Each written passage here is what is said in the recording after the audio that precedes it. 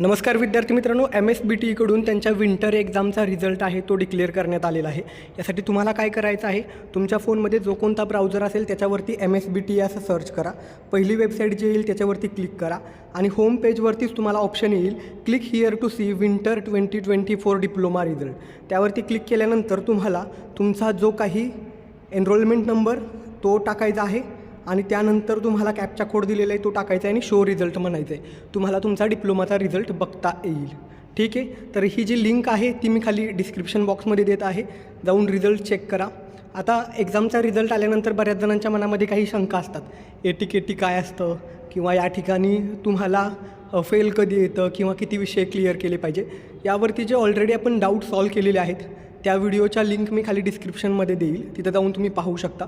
सध्या फक्त result check करा, त्यानंतरही काही तुमच्या शंका राहत असतील तर त्या खाली कमेंट करा, येणाऱ्या पुढच्या व्हिडिओमध्ये त्या सर्व शंकांची उत्तरं दिली जातील।